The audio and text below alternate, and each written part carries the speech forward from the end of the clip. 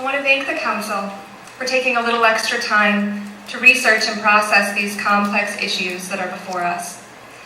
I speak to you this evening as an 11-year resident of this city, a homeowner, a small business owner, and a mother of 3 daughters. I am grateful for this opportunity to speak with you tonight. I also feel a very great responsibility to speak on behalf of many others who wish to speak tonight but cannot. I find myself in a position very similar to yours. I have spent a great amount of time researching this proposal and its related issues. Council members and the mayor have shared with me a sincere love and concern for our city. Our common goal of growing Sheboygan and its economy unite us. We should also agree upon ethics, especially regarding the influence of large corporations on our governing bodies. Our local government is the base of our democracy. And in this annexation process, we see a reflection of larger trends that are happening in our nation. A complex interplay between 2 visions, one decided by the will of the people through our elected officials, and the other decided by the influence of wealth.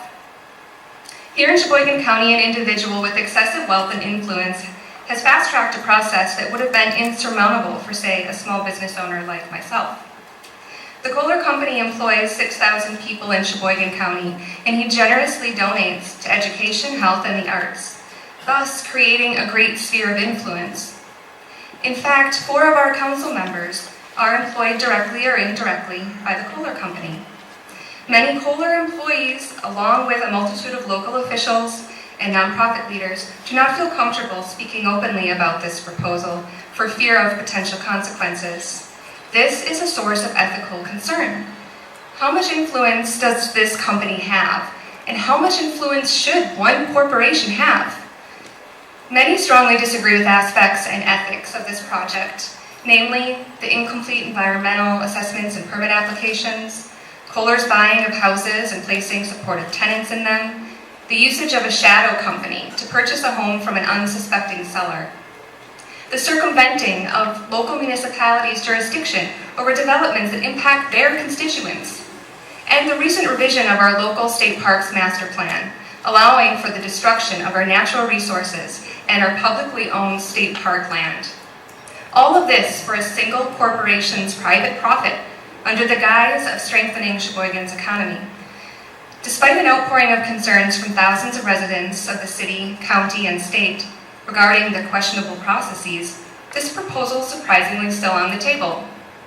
To distract us from the serious ethical violations, Kohler has resorted to a financial seduction campaign. This campaign encourages city officials to market the contrived annexation route to their constituents as not only being in the city's and the public's best interest, but also as if it is so generous that we should accept it without question. The attractive economic growth lure so eloquently pitched by the Kohler firm is nothing more than a well-constructed facade. We are hearing different numbers of jobs, of tax revenue, of financial responsibilities. Proponents of this project interestingly claim that adding a 5th golf course to this area will entice tourists heading north on I-43 to stop in Sheboygan. But truthfully, most commuters travel north to enjoy the vast natural spaces and go camping, not golfing.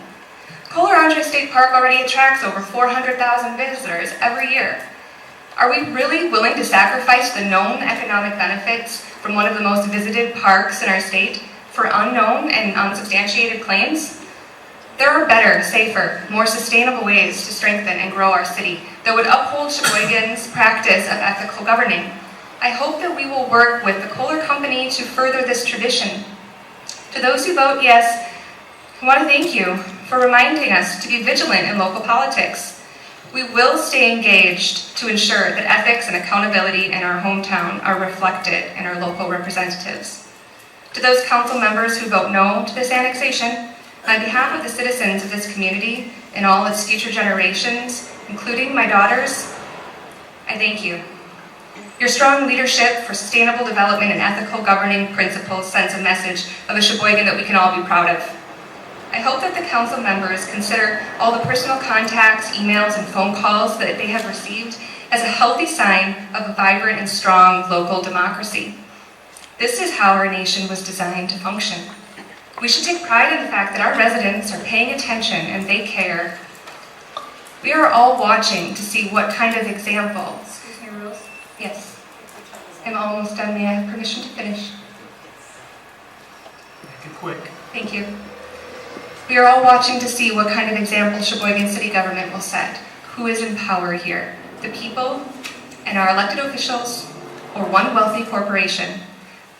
I urge you to maintain ethical local governing and protect your taxpayers by voting no to this proposal tonight. Thank you.